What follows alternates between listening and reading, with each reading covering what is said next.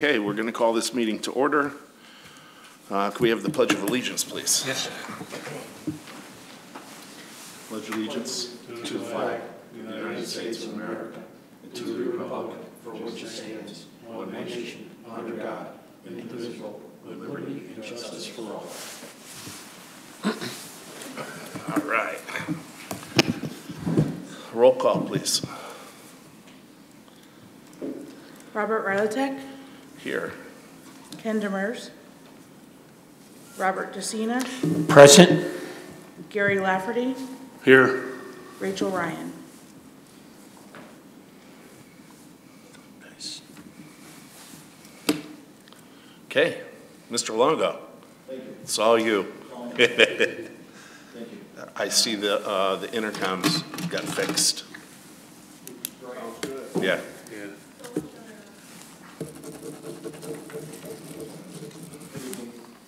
For the record, Leo Longo reside at 83 Drive.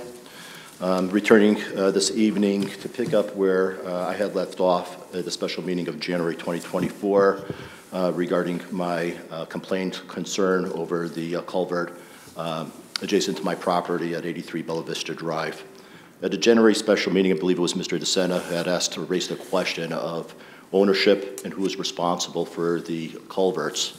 So over the course of the past 3 weeks, I've done a little bit of investigative work here. You have copies, I believe, at your seats now. The first I would like to refer to is the maps, which I'm told by the town when I visited approximately a week or so ago, are as close to the final as-built that are on record.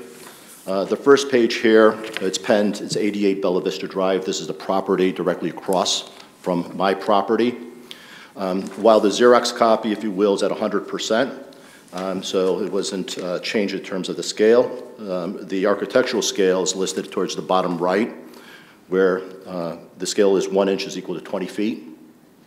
And if you apply a ruler to the distance between the roadway to the interior of the culvert, it's exactly 75.75 or 3/4 of an inch. 3/4 of an inch against a scale of 20 is exactly 15 feet. That 15 feet also coincides with the deed of the property known as 88 Bella Vista Drive. Next, I'll bring to your attention page 2 of the handout. This is the final as-built for my property, 83 Bella Vista Drive. Slightly different scale. It's at the bottom left. 1 inch equals 30 feet. And if you measure the distance between the roadway of Bella Vista Drive to where the culvert pipe was installed, it's a 1/2 inch. Half of the 30 feet, also 15 feet. So the right-of-way or the easement on my side of the road, if you will, in front of my property, 83, is the same as my neighbors across the way at 88 Bella Vista Drive. So I think it's been addressed as far as whether or not these are right-of-ways, easements, or private property. It is also to be noted that on the side of 83 Bella Vista Drive, we have an internal sidewalk. So it wouldn't make any sense that the town would install an internal walkway in between two private sections of property. If the assumption was that the apron is private property, then you wouldn't have a public walkway separating between my main land, if you will, and the apron. I've also done a little bit of research in terms of town ordinance. And with respect to culverts, my understanding is an ordinance does not exist. I've had this communication with Mr. Lukowski a couple months back, and I believe if he's asked this evening, perhaps he'll support my position that an ordinance does not exist. So in the absence of an ordinance, the town cannot transfer responsibility, right? There's what is known as a servient owner for easements and right-of-ways, and as a servient owner, I'm not required to carry out any of the repairs necessary to ensure the enjoyment of the easement by the dominant owner. And in this case, the dominant owner is the town of Watertown. So the entrance and also the egress to the public sidewalk is an enjoyment that's afforded to the public as well, too. So if you look at the two ends of Bella Vista Drive, yes, a pedestrian can enter the sidewalks from the two extreme ends on it, but you also have walkers who will enter and egress via the culverts as well, too. So this goes back to my earlier point from January that this is both a public and a private nuisance. It's a private nuisance because it affects me, and it's a public nuisance because it affects the enjoyment and the safety of the general public. Now, while this right-of-way or this easement may not include an ancillary right which obliges the dominant power to keep the subject of the easement in repair, it doesn't. But the dominant owner here at the town, in practical terms, is required to do so in order to avoid committing a trespass, and by trespass what I mean is an offense or a nuisance. There's case law. So therefore, the easement is not being fairly or properly exercised for the past 5 years. So the cresting of the culvert pipe has now turned something that had not been a disturbance into a disturbance of the right-of-way, and thus creates a nuisance. And my main concern is for public safety and private safety as well. So I know there's perhaps been some talk about maybe it's time for the town to have an ordinance. But even if the town were to entertain a new ordinance, not previously contained in the ordinance of the municipality, it would impose a new obligation on any person or corporation, which can be construed to have a retrospective effect. So it's not permissible. So over the past 3 weeks, I have also written to Mr. Lukowski, direct email, and then working with Ms. Grenier, who had advised me to file my FOIL request in the town's new system so that it's considered to be more efficient, and then there could be two-way communication, and we call, receive updates on the requests, but it's lacking. So another handout this evening here is my original communication dated January 19th of 24 to Mr. Lukowski, where I identify 7 items of interest to me under Connecticut Freedom of Information Act. On the same day, per Mrs. Grenier's advice, I entered the information, basically a cut and paste into the town's website. If you turn to page 3, you'll see that it's listed as an ID 2079. Status remains in progress. The very next day, you'll see an entry there of history. So the entry was created 23 days ago.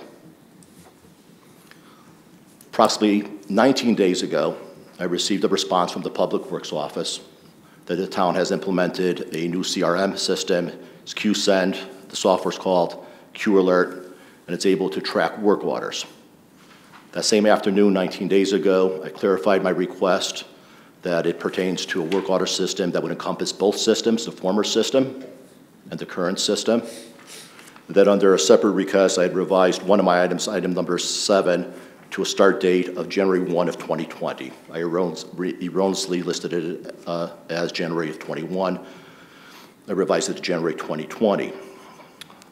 Thereafter, my FOIA request number 1, I received a response 19 days ago, simply that the maps and information are filed in the last land use office for review during normal business hours. I wasn't afforded a copy. I had to do my own little research, if you will, here, which led to the copies which I just covered. 18 days ago, I commented back via the portal here that I had visited land use. I have copies of the documents, and item number 1 of my request is considered satisfied. 12 days ago, I requested an update on items number 2 through 7. And again, with emphasis on the revised start date for item number 7. And simply stated here, if the records exist, they should be easily retrievable by keyword search. All right, whether it's your IT department or it's the end user in PW, these are keyword searches. That was 12 days ago. 6 days ago, I enter an update here. It's been 7 days since my request for an update, receiving a response through number 7. 17 days since my original filing for items 2 through 7. I still have not heard back from DPW as to the status of my request. If the records don't exist, then you need to say so. If there's a delay, then you need to explain why there is such a delay. So here we are after 5 years of perhaps sometime contentious debate with former leaders, department heads of the town. I have to exercise my right here, so I filed a Connecticut FOIA Commission complaint. I notified the departments on here that I was filing a complaint. You would think that if there's a delay, someone would write back saying, look, we're working on your request. We need an extra week. We need an extra month, with the rationale behind it. It's now been another week, and still no response. So this is the challenge that I'm facing today, which I've been facing for several years. This is information that should be readily available. I viewed the video of last month's meeting, and I know that Mr. Lukowski here, during his presentation for the SIP plan, he had a work order progress report in his hand, okay? And he showed that this was, I believe, the December report for all the work orders. Your question is that the math didn't add up as well, too. Well, if you look at my request number 2, it's for a copy of a sample report of the work order. It's been 3 weeks, I still can't get a copy of a sample of a work order on it. So this is the frustration, right? Additionally, when I viewed the budget presentation, and this evening, I believe you'll continue where you left off last session with a SIP plan. I look at the 5-year SIP plan listed on page 20 here for approximately $4 million grand total at an average of just under $800,000 per year. But the department request per year is $250,000. Listed on this page, item number 4 from the top is driveway aprons. Cost estimate, $500,000. There's no priority on these projects. The department is requesting $250,000 when the average is $800,000. And it says per year. If the $250,000, if you extrapolate it by 5 years, it's $1.25 million. $1.25 million is the equivalent of the actual need for 1.5 years. So what that says or tells me is that in 5 years' time, you're going to be behind 3.5 years. And Mr. Lukowski also testified, or not testified, but also shared with the committee at the last meeting here, is that when it comes like to roadways, they're deplorable. It's been like that for 30 years, not the past year and a half, maybe not under his tenure. But guess what it's going to be within a year and a half? Jerry, all due respect, you're going to be facing the same thing that their predecessors faced if you don't request what's needed. You know, I'm in this business as well, too. Yes, I'm sorry, I have to speak to you. My apologies, yes, correct, thank you. In terms of the request, when I hear, yes, it's $800,000 on average, but I can't ask for $800. I can't ask for $400, so I'm recommending $250. Why? Why can you not ask for $800 if that's a true need? This committee and the body of the whole, as the legislative body and one of the funding bodies here in town, you're the decision makers. You need to decide what the town can or cannot afford. Not a department head suggesting the need is for $800,000, but I'm only going to ask for $250. Will he ever be given the $800,000 if he's only asking for $250? I doubt it as well. So those are some of the puzzling effects of the conversation from last session, even after I left the meeting. I did watch the video closely. Those are some of my comments. I'd like to receive feedback. I don't understand why this has to be somewhat litigious now, why I have to file with the Connecticut Freedom of Information Commission. They'll probably likely reach out. They'll likely set up a hearing date and whatnot for simple FOIA requests. No feedback whatsoever on it. At the January meeting, you had asked Mr. Reglick for copies of all correspondence with former town managers, former department directors as well too. I've shared that immediately the following day with Ms. Grenier. She confirmed she had shared it. So here we are, we're 3 weeks after all the information has been shared. So I would like to be given an update as to what your research shows and where we stand at this juncture. Mr. Longo, I can tell you that we did receive a lot of information on this. We also, because the accusation came in about a neighbor's yard being done by the town, it has been turned over to our legal to get some legal advice on who actually is responsible for that. And I have not yet got a response back from that. But I can tell you, I guess I don't understand why you didn't get the information back from your requests, and I'll be looking into that tomorrow for you, and I personally will get back to you on that. Okay, I could understand that you've turned, maybe you sent some questions over to Corporation Counsel. I would do the same, I've done the same here, but I guess it's a simple question here of who's responsible for the upkeep. Again, the cresting in the culvert is not a nuisance that I created on it as well. There was a question raised at the January meeting here as to whether or not this was poor workmanship, faulty workmanship, whether it was limited due to the pavers, which I showed photos last time, images, that's not limited to pavers only. It's also for asphalt. Furthermore, there is a town ordinance on who is responsible in terms of the public right-of-ways and the easements. You have a copy. I'll be quick here. Section 26201 speaks to the general permitting process. Again, as I shared with you at the January meeting here, as a homeowner, property owner, I was required to submit a $1,000 performance bond, which would act as surety if I did not complete the project or top the surface at the time my driveway to the roadway. The next regulation, section 2622, it actually rests with the town council. So as we read here, the town council shall, by town council resolution, adopt regulations with respect to the following. The permit fees, at the time, was $1,000. And the insurance requirement, the bonding requirements, and particularly of interest is number 4, the construction standards.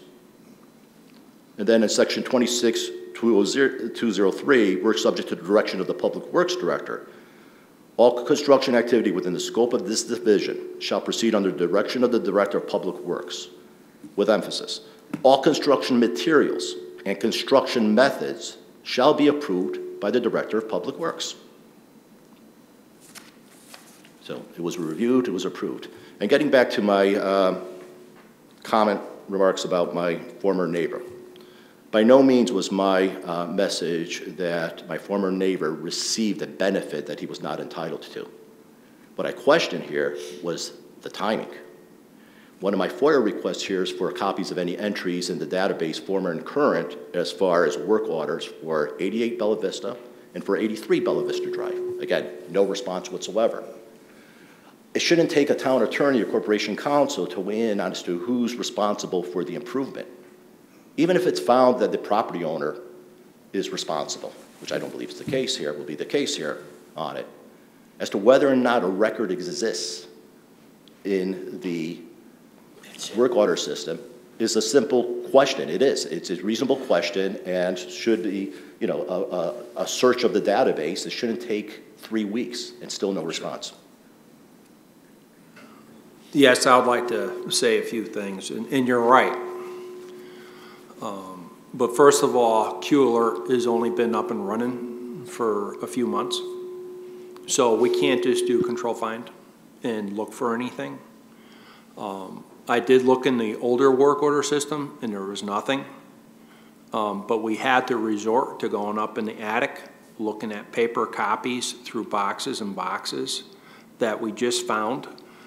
And I submitted to the town manager's office. And maybe I have to learn how to upload it within the new system for the Freedom of Information, because I've never done that before. So to say it was just easy to find, and you're right, I didn't get back to you to let you know that we have to go through a paper drill and looking through boxes for that specific date, time period, and we did find them. There are more like work order tickets with material and who was assigned on the job, but not necessarily where somebody gave an order to do the job.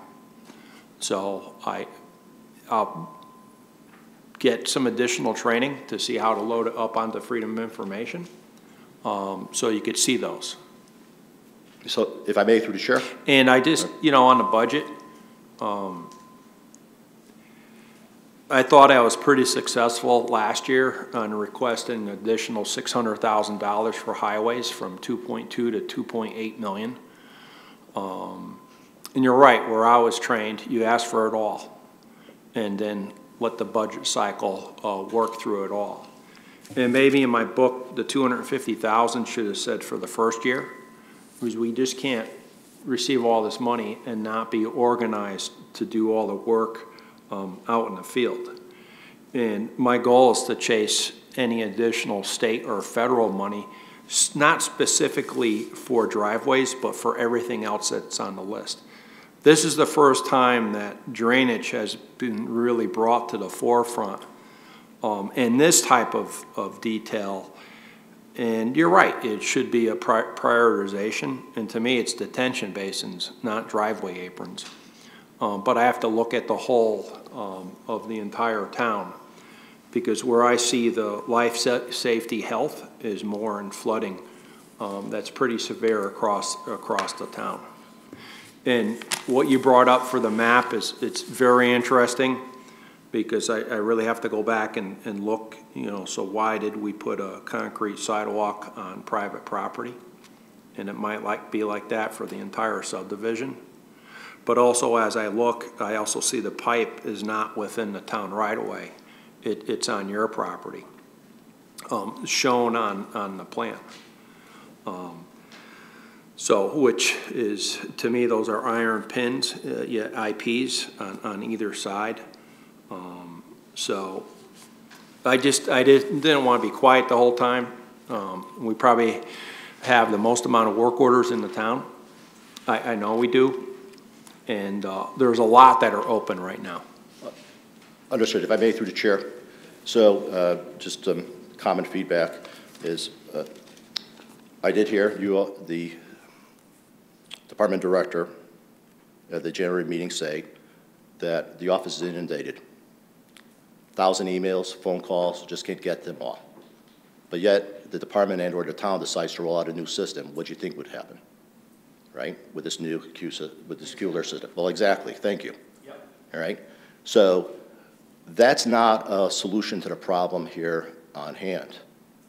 Hearing that the driveway aprons are introduced this year as part of a SIP plan. The SIP plan that I'm accustomed to seeing and producing, whether you're looking at a 5-year capital plan or 10-year plan, by fiscal year, you ought to list each and every project with your soft cost of 7 to 10% per year in year 1, followed by the following 2 or 3 years the actual capital improvement costs.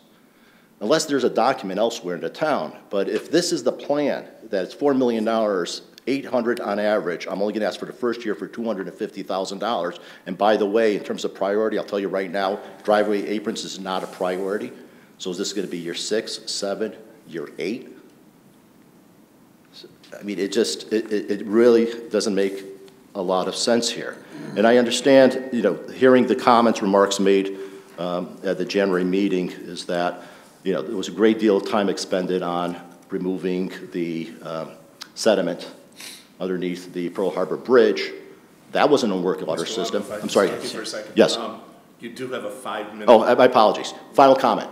Yeah. Final comment. Yeah. So my final comment was there was a remark made of cleaning the sediment buildup underneath the Pearl Harbor Bridge, not in the working water system. And there was further comment that in that time, 30 to 40 smaller projects could have been addressed, right? On the 140 miles of roadway here in town, where the 200 to 300 feet in front of a person's property is of utmost importance. Darn right it is, because the 200 feet in front of my property comes with a $15,000 tax bill per year. It's the same 200 linear feet as across the way my neighbor's property. That property was addressed, but you're not willing to address this issue. Thank you. Thank you, Mr. Longo. Is there anybody else for public participation? I'm not sure if I was invited to the meeting, but I'm not sure if I'm on the agenda. You're a resident of town? Yes. Yeah, you could come up to the microphone and speak. Thank you.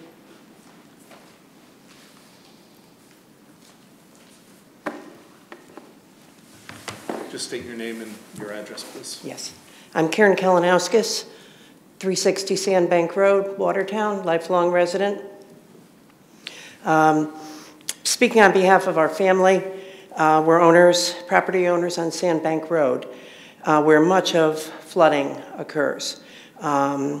It was recently stated at a couple of other hearings that I've been to that it has become an area of concern. And I actually spoke to Jerry Lukowski a couple of weeks ago, at which point he asked me to come to this meeting.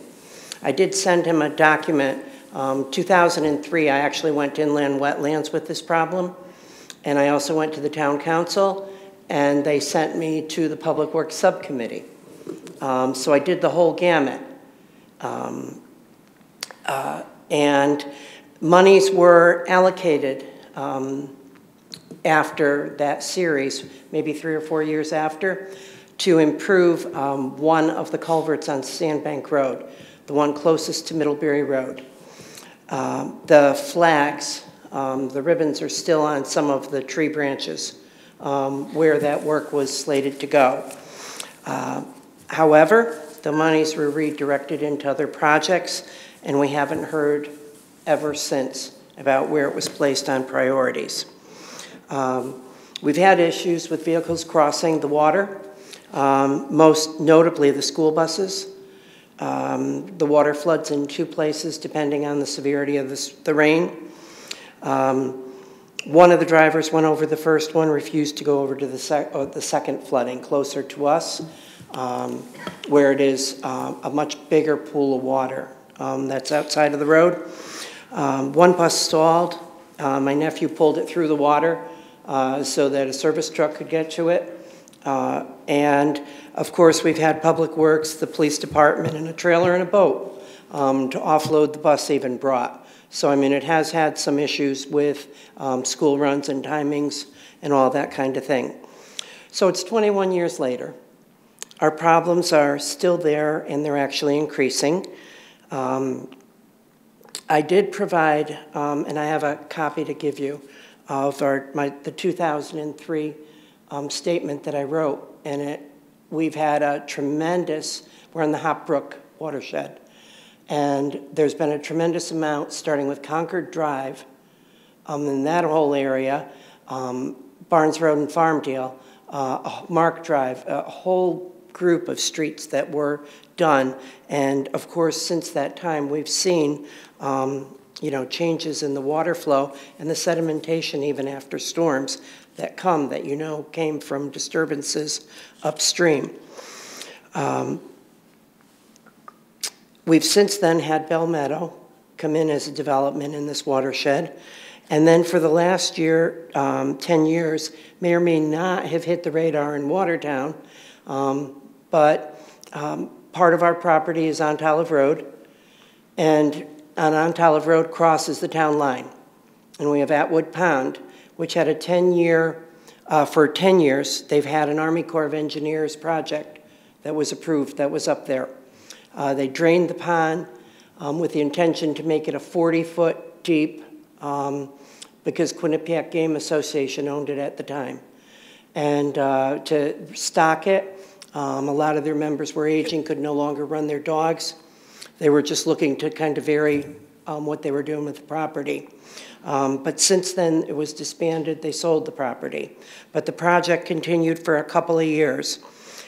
Probably about 2 years ago, there was an awful lot on top that they used for topsoil for jobs. There was a lot of gravel and fill that were taken to other jobs.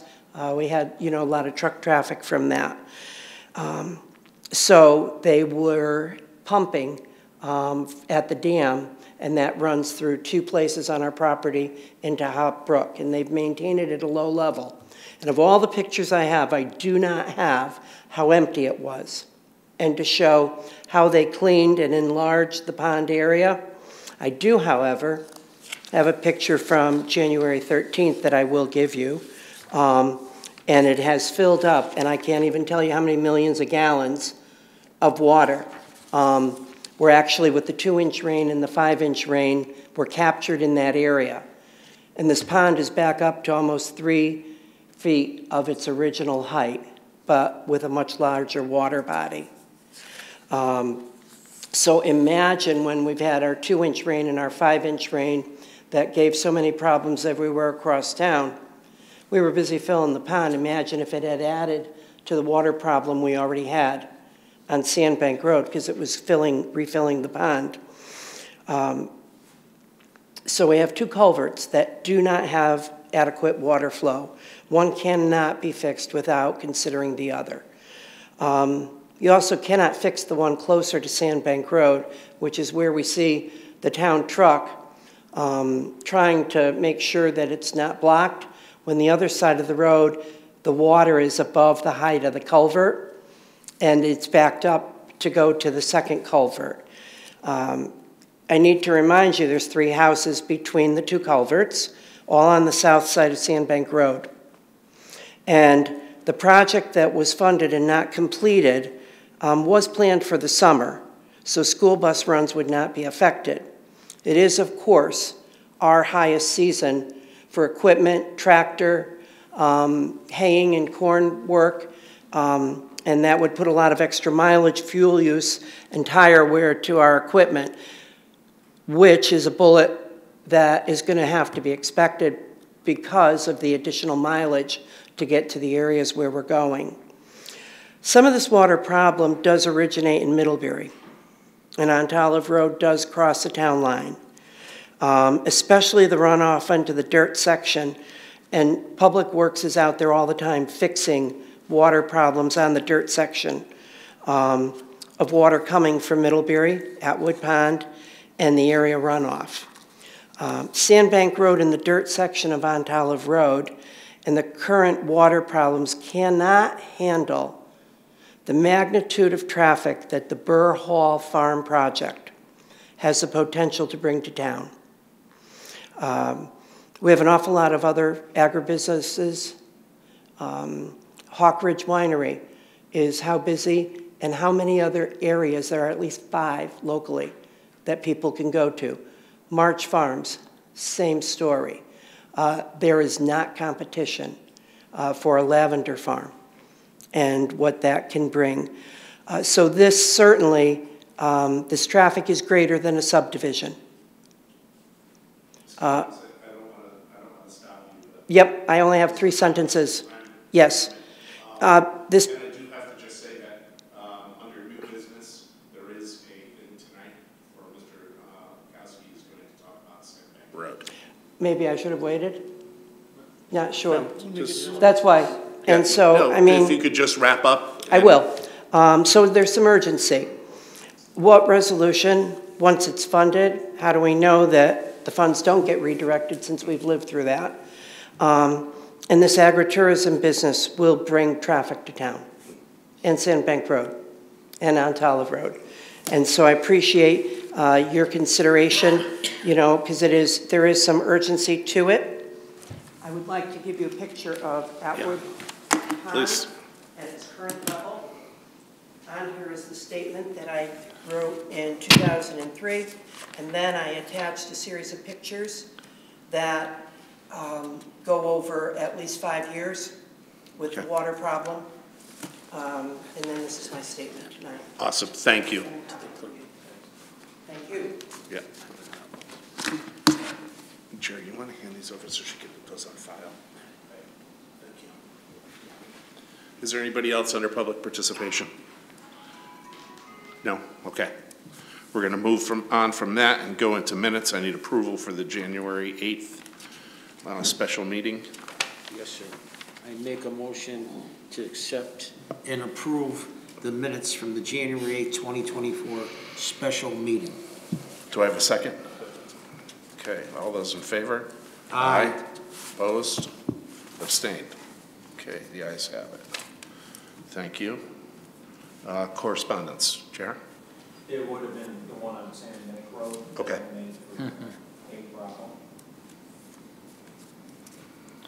Okay, old business. Okay, I'd like to just do an introduction for Carissa Plord, who recently started in the Public Works office 2 weeks ago. The 3 things during the interview that I liked was customer service, invoice and billing, which she had a lot of bills from Bizzuto's to the place that she worked at before. And they weren't all correct, so that's an I that we need with invoicing that comes into the town, and also computer systems. I'd also like to thank Danielle with her time in the office, which I think was just shy of 2 years in Public Works, and she's currently the first female in highways as the equipment operator slash clerk.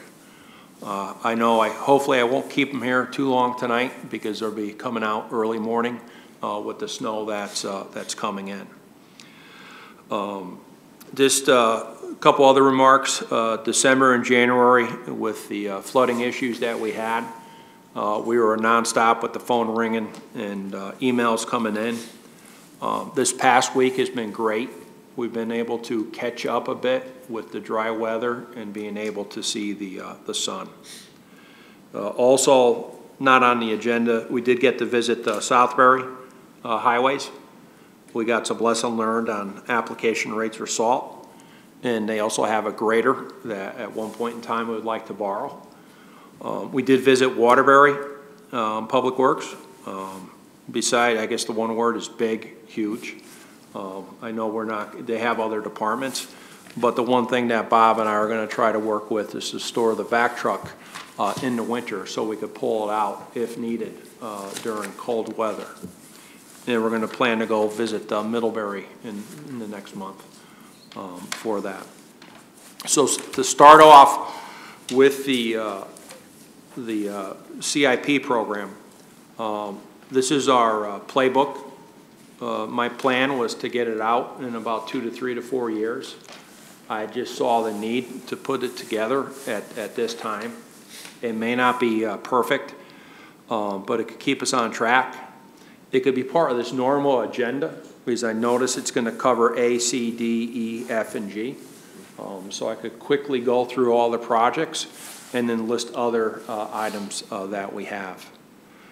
Some recent things we want to add onto it is the town council dates of approval, any of the public hearings that we had for the projects, and other projects that the town manager wants to direct, such as the police department, also water and sewer projects, and any other facility projects.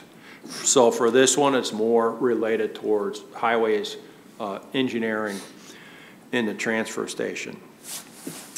We are going to have this readily available in ClearGov, which is our new budget software. There's already a link for it, and it's already posted. And we also want to link it to our DPW website. I would like to thank Danielle, because primarily it was the bigger part of the team, but it was Danielle and myself for putting it together. So you got a new copy today. If you look on page 2, you'll see the revised date for February 9th, because we keep on making improvements. And either I did brief P&Z, and they call it the 824. I think it's part of their regulations. So they were briefed on 7 February, and I know Public Works Subcommittee was briefed in the January meeting or this meeting, so I could put down the January date for when it was first reviewed. I'm not sure if there's a vote is needed for this, for the book. I'm not sure if you did it. The other CIPs were this 8.5 sheets by paper, 1 per project, with really no details with it. Yeah, so I don't believe that there needs to be a vote on it from here. So page 4 and 5, the biggest, and not to get into the weeds in each and every page, page 4 and 5 is basically the takeaways, the infrastructure that we have in the town. At one point in time, we don't have the record now. We have anywhere from $500 million to $1 billion worth of infrastructure that we have to maintain for the town between highways, engineering, water and sewer, and the transfer station. Page 6, and I won't get into, but the thing we added on this is the state project number, which for we're 153 for the state, which is W for Watertown, and then the sequential number for that. So in the spring, the sidewalk's going to be done. We're going to be sealing the walls. We're going to be doing the final paving for the project, and we should be complete by late spring. The past storms, the bridge performed well. Without the center support of the old bridge that caught all the debris. Difficult part about this one, and we're still going to watch out for paving, is there's a 36-inch pipe that feeds all of Watertown for drinking water and a good portion of Waterbury. So we're going to definitely compact, but we're going to watch how hard we compact that because we don't want to lose the 1942 pipe that was put in place. Page 7, Guernsey Town Road. We had a limited winter shutdown, so we're doing a lot of drainage work. And we're gonna do a hydrodynamic separator. It's the size of a small school bus. The road's gonna be shut down for a month. Local residents will have access to their driveways. We did put out a press release late last week on it. And other work that we're doing is we did relocate the poles with the help of Eversource. And we do have to cut down additional trees to run the wires between pole to pole. And like I said, I'm not getting into the details. There's 100% state funded. The Wilson Street is 50-50 for that. Pavement rehab. This is a study that was done by Beta, a professional consultant, where we needed $45 million to bring our RSR, our road surface rating, up to 100%. No town in the state is above, there might be a town or two above 90. Most of the towns are in the 80s, 70s, and 60s. Watertown, we were 61 in 2022. After this last season, we're 63. And it was asked, how long is it going to take for us to get to a 72? And it's going to take us 8 years to 2032. That's with $5 million worth of bonding every other year, or $2.5 million each year. The key is this November, we're going to need a $5 million bond. I would like to get it every year so we could get to that 72 and even get beyond that 72.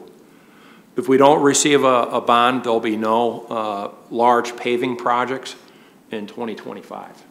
We do have the other part of the $2.5 million for this coming construction season. If we didn't do anything, even though we gain 2 points, each year we lose about 3 points. So we lost 3 and we gained 2, so we made a difference of 5 points within the road surface rating, which was very, it wasn't done by vision, it was done by LiDAR, light emitting radar, to give us our code for the roads.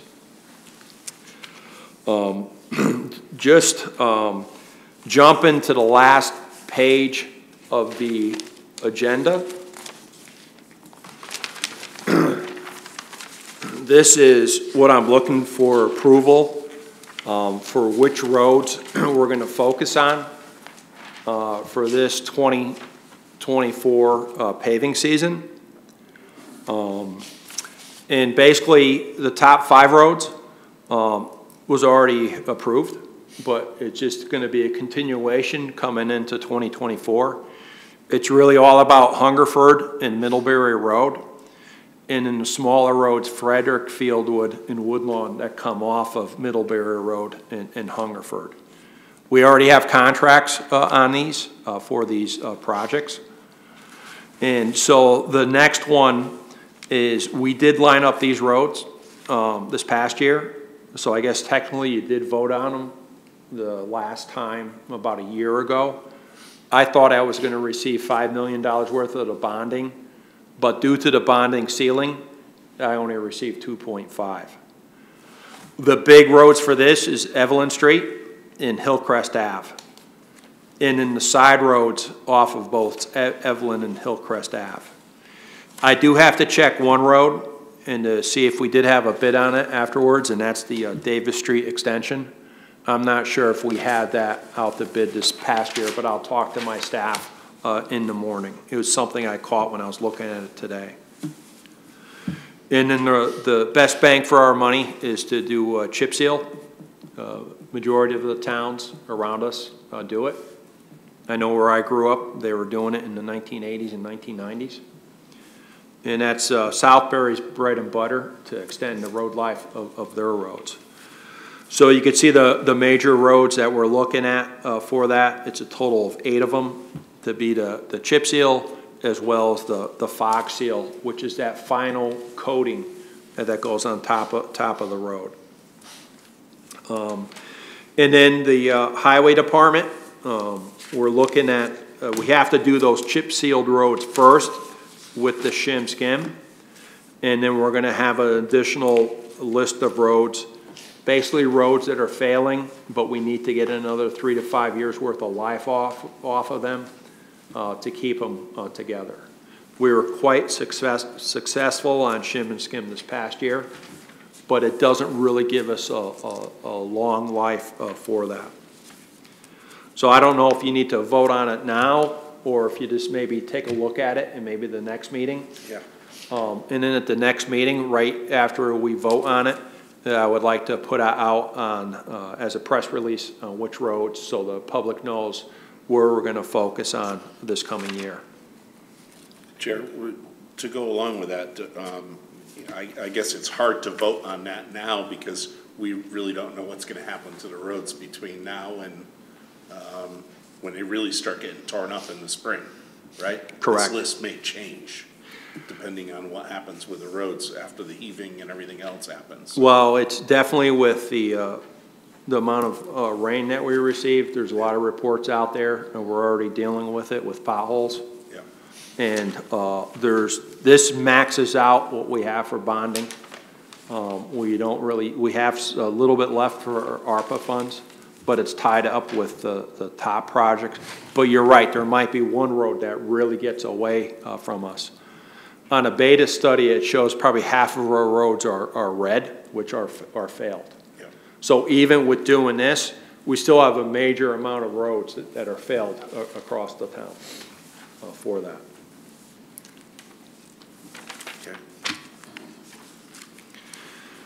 Okay. Back to pages 8 and 9.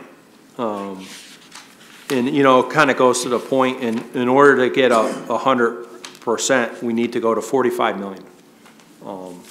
And to do that over a 5-year plan, it would be 5.5 million, or a 10-year plan, it would be 3.8 million. But that's getting us to 100. And so even with the 5 million, we're catching up, but it's going to take us 8 years to get to the 72. Moving on to pages 10 and 11, the Steelbrook Greenway. We do have a meeting tomorrow. It's our monthly meeting for additional updates. The biggest piece that we have to work now is the property coordination. And it's kind of difficult because of the way the railroad was subdivided between the property owners. When the railroad and in trolley line that came through, some we kept, some we divested. But what we're instructed with by the DOT is they have control of the process, and we can't talk to any of the neighbors. We can't make any deals. We can't do any coordination. It's in the hands of DOT right away for this. So the consultant gave the DOT right away which properties that they're looking at. They have to do the research in the town clerk's office to look at all the volumes, deeds, and pages, to making sure who actually owns the property, and then come up with the cost calculations for the purchase of the property if there is one. For the Naugatuck River Greenway, the town engineer did produce an RFQ. I know I have to review it before we go out to bid to hire a consultant. This one's going to be done by, the permits and studies will be done by the professional consultant, and the design's going to be done in-house. It's a grant from the DEP, and the guidance from the DEP has been not as proficient as the DOT grants that we receive. But we also have to get up to speed on it. I would like to thank Highways because they've been out there. We found a couple of culvert crossings that were washed out. There's a 42-inch pipe that comes down from the reservoirs that feeds the other half of Waterbury that I've been coordinating with the water superintendent of Waterbury, making sure those pipes are protected coming down. Main Street improvements in Oakville and Watertown. We did meet with Weston and Sampson 2 weeks ago, not Weston, Ty and Bond, to go over the project. But it's just the timing of the project. Think how long Guernsey Town's been around. It was probably 10 years. And the same thing with the Wilson Street Bridge. I know you were disappointed at the last meeting that this wasn't being moved fast enough. But it's, you know, I know it's my priority. I thought paving was my priority and drainage my priority. This is my other priority for the town. But also realistic numbers. For us to go to Baldwin Street to Waterbury, it's 10, 20, $30 million. And we're still looking at the order of magnitude on what that cost is. And I'll go through some of it. Chair, I guess let me just expand on that a little bit. The Main Street project, we look at as the committee here, we've had loss of life on Main Street. Two. Correct. And we don't want to see anything like that happen again, and that's why we consider it such a priority. And we know flooding and all these other issues come up, but I hate to see somebody else lose their life on Main Street because the project isn't moving as fast as everybody would like it to move forward for the safety of the residents. No, I understand that because it hit home for me when a student got sideswiped by the car about 9 months ago from the St. John School.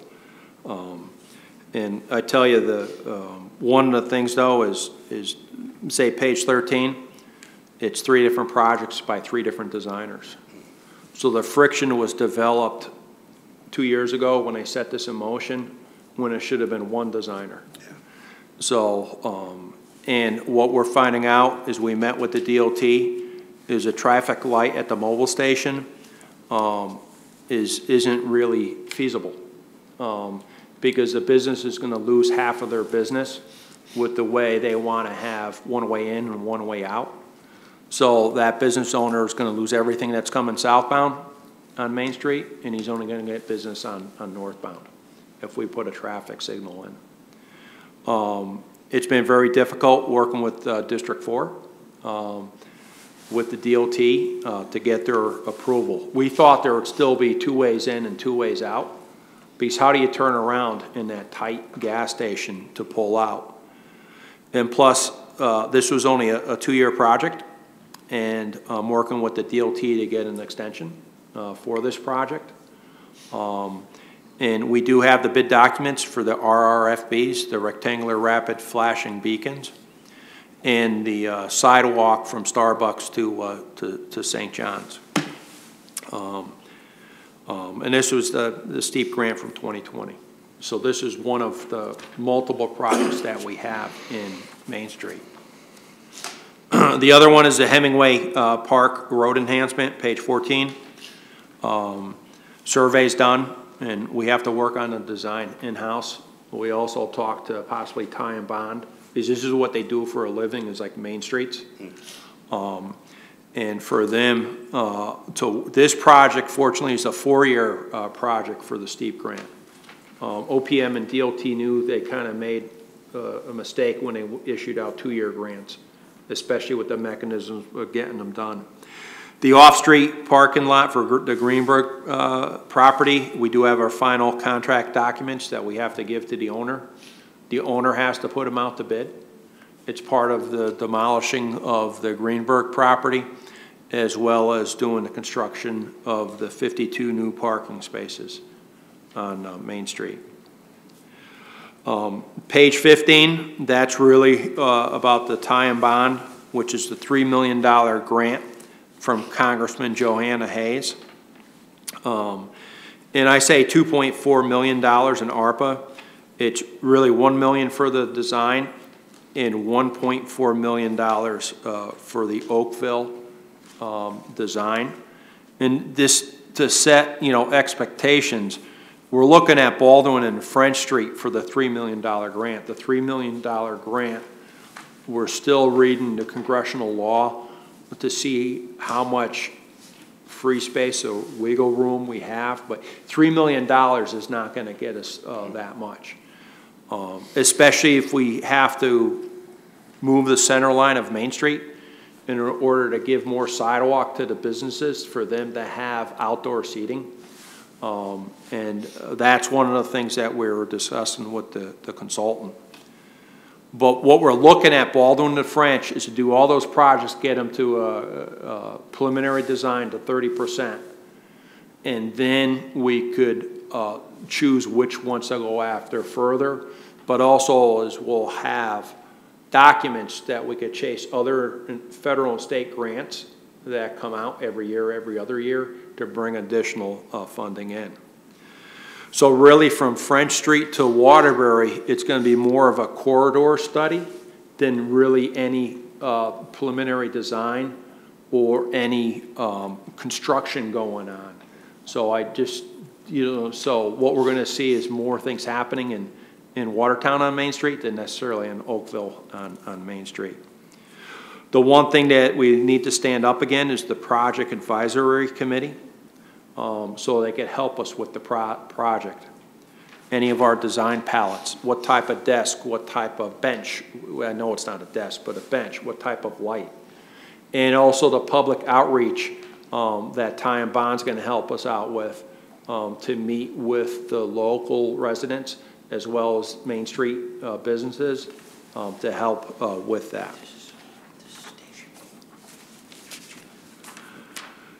One of the projects that we're going after is on page 16. It's the Main Street St. John's Wall reconstruction. This is one of those projects like the add-ons. So we did submit for it. There was 49 applications for the grant.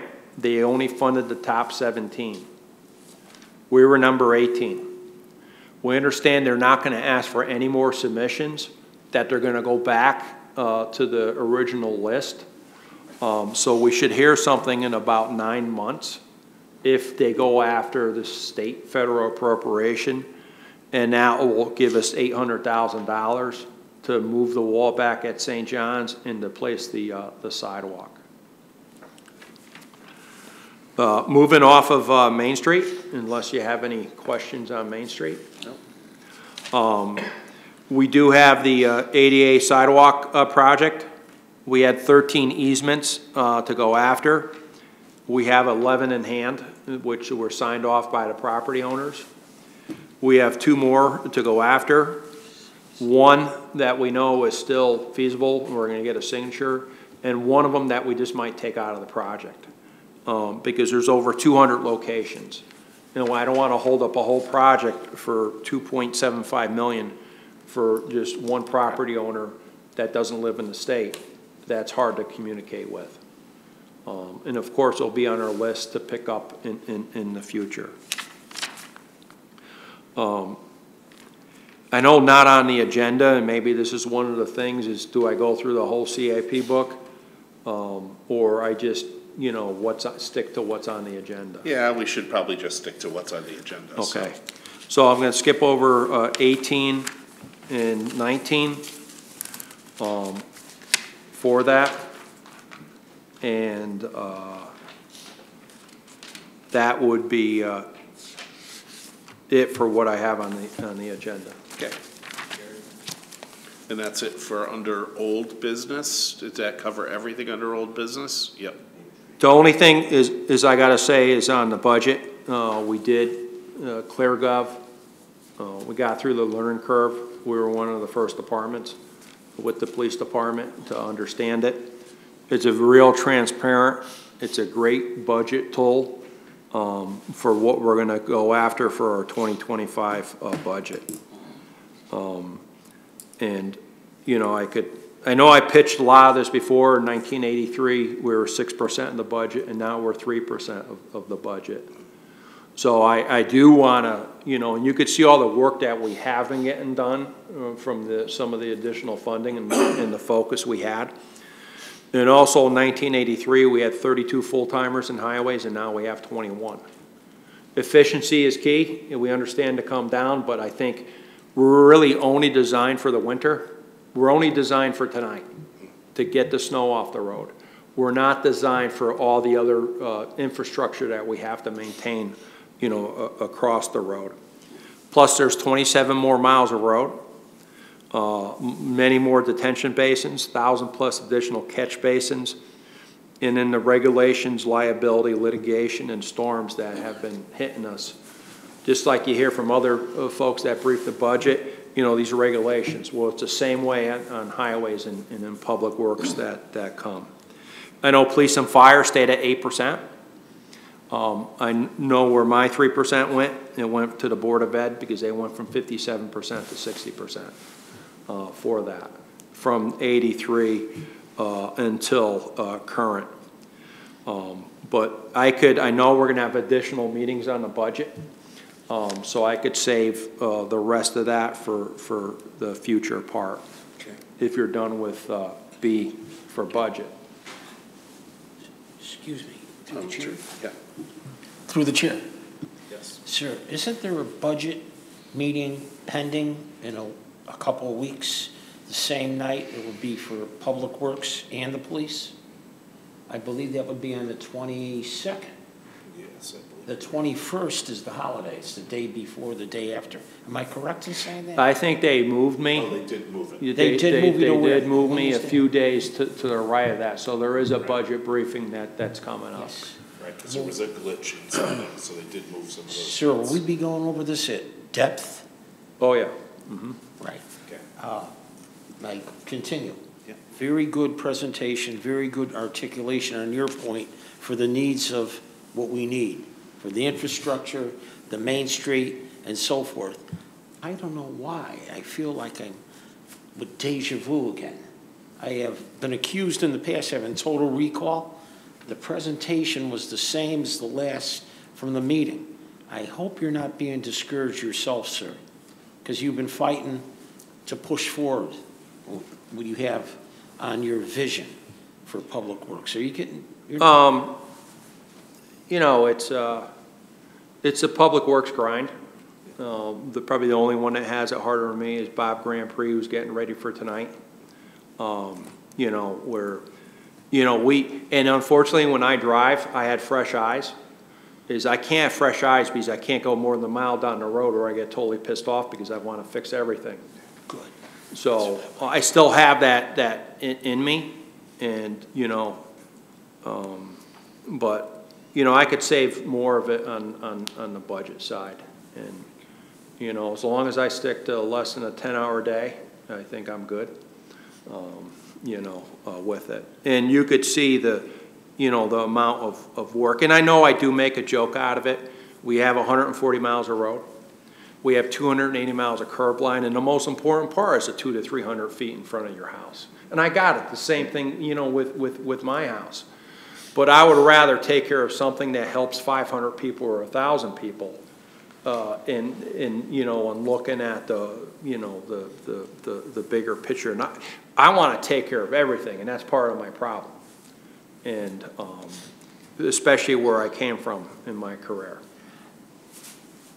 That's not a problem. Yeah.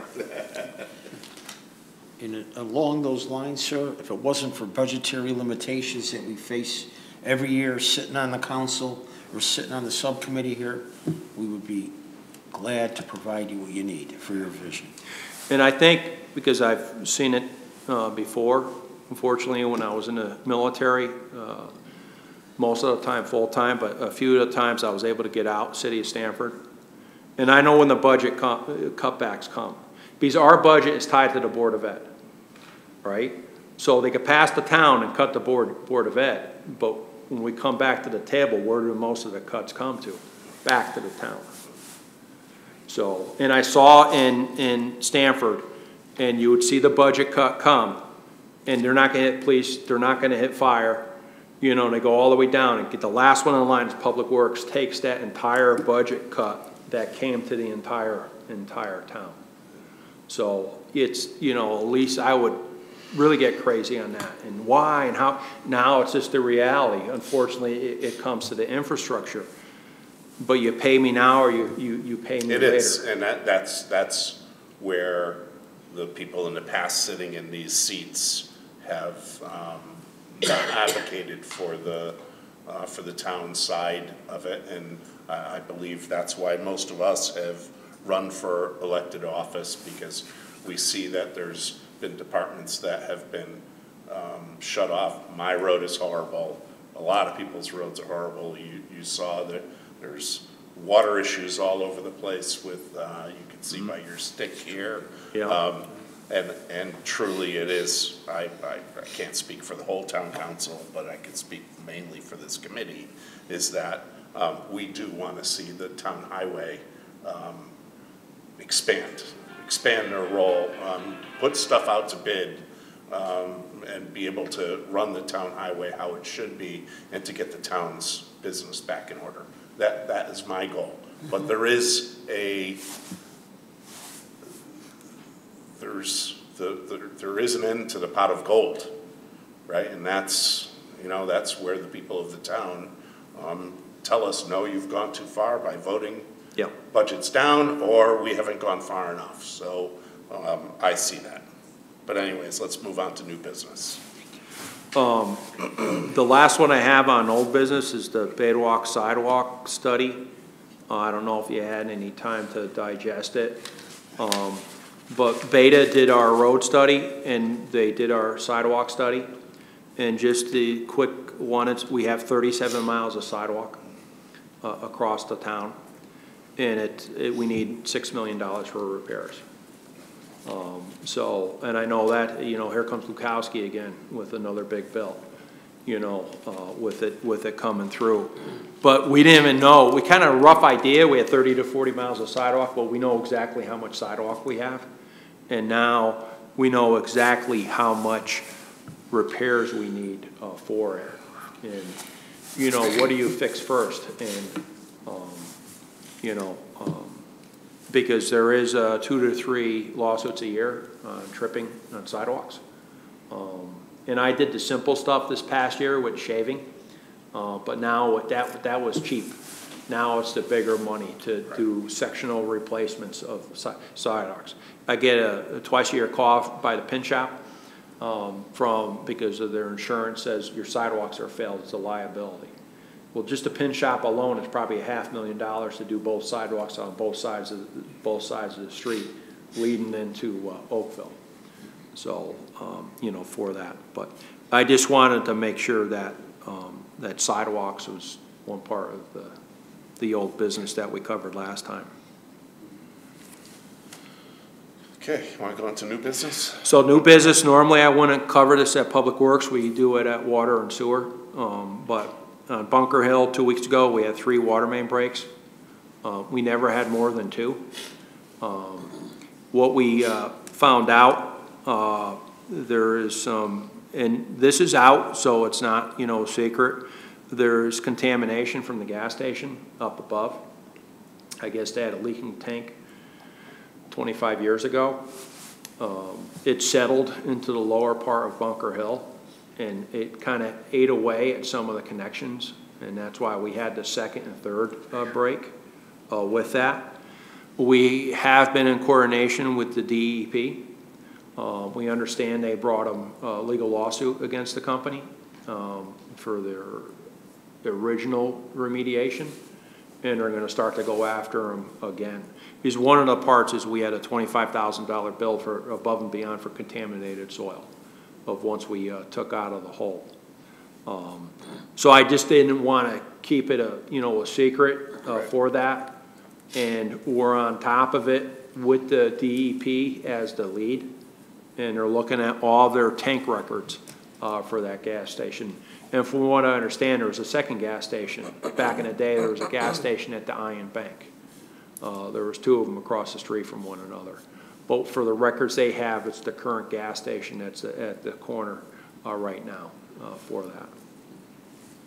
And our water is not at risk because of this? No, it's a sealed system. It's in the pipe, but the interesting thing is when when they get a break, they go look at all the valves. They operate all the valves in the area to isolate the area. They got on top of one of the valves and it actually popped on them, and the road popped up, and they never, you know, Mike Boutat's been around for a long time. Yep. They never, when they explained it to him, he goes, "You're kidding." They're like, "No," and when we found it, the whole, a valve that's this big connected together, this blew apart. There is, we are looking into it further, replacing that entire pipe, 1,000 feet, 2,000 feet, that's within that area. There was residents saying that they always smelled gasoline in their basements. There was residents that said that one of the discharges, it was a different color. All this information has been relayed to the DEP for this. Thank you. Through the chair there. Now, the three breaks, were they within a certain distance? I think I saw two holes, like right near the American Legion. Two are at the Legion. Yeah. And one was further up Bunker Hill, about 1,000 feet away. Towards the Waterbury Way? Or? Towards Waterbury Way. So. Okay. And it didn't affect that healthcare facility that's right there? We had them down for about 12 hours without water. We were able to keep them operational for dinner, and but we shut them down through the night, and then we got them operational for morning, for breakfast. So we were concerned, and we said no washing of clothes, don't do anything, you know, with it. So I know Dave McMahon, Mike Boutat were very concerned, and they had a lot of communication with all the residents. Great. Thank you for the update on that. Sandbank Road. So Sandbank Road, I did talk to Karen about 2 weeks ago, 3 weeks ago. I know Bob and I are out there for every storm. We send each other's videos of how we get about 2 to 3 feet of water across the road. And then further up road, there's another 2 to 3 feet of water. From what I understanding, and Karen said most of this, it was 21 years ago that this was brought up. We're working with the Corps of Engineers, and they're talking about fishing and fish passage, and I'm like, are you kidding me? You know, it's like is there any fish in that stream? They'll pick up the little ones. The minnows with it. But they were going to try to stock out the pond. Okay. But I don't think with the Game Club one that has occurred. Okay. It's always had snapping turtles. So one of my thoughts is just to put 2 2-foot pipes or 1 3-foot pipe adjacent to the current culvert to help with the additional flow. With the culvert crossing that's closer to Middlebury Road, we have to study and analyze it to see if it's going to handle it. And then we know it's going to also help the 3 pipes that are further upstream from that. We came up with that from the storm from December 18th, and there was another storm in the month of early January that I got to see it firsthand with the amount of road and the school buses with the issues of trying to get through with the traffic. So we just want to see if we could come in with a more cost-effective approach, because if we go after the larger culvert, it's going to be costly, it's going to be heavily permitted, and unfortunately what I see is a lot of 10, 20, 30-year problems that we have in the town. And even with all the great work that we did underneath the Pearl Harbor Bridge with the 150 trucks of sediment, they did flood out in the early January storm. Frozen ground, snow melt, and about 3 to 4 inches of rain. So it popped up into, I think it's Frank's, who owns the dry cleaner, but for about an hour, and then it popped back down. But still, it raced through his business, and it raced through the automotive shop across the Steelbrook too. So, yeah, that day I felt defeated because I didn't solve a problem. I do want to talk to the Pin Shop Pond dam owner to you see where he keeps his valve, but also how the cleaning out any of the sediment, because the water stacks up from the pin shop pond. So we can't really do anything, it's private property within the pin shop pond. I know there was talks in the past of them taking that dam down. That would help out big time. Yeah. But never mind 150 truckloads of sediment, you're probably gonna have 10,000 truckloads of sediment. And who knows what's in that. We had clean sediment that was fresh. Yeah. Compared to 100 years of industry Right. that's in that pond. Right.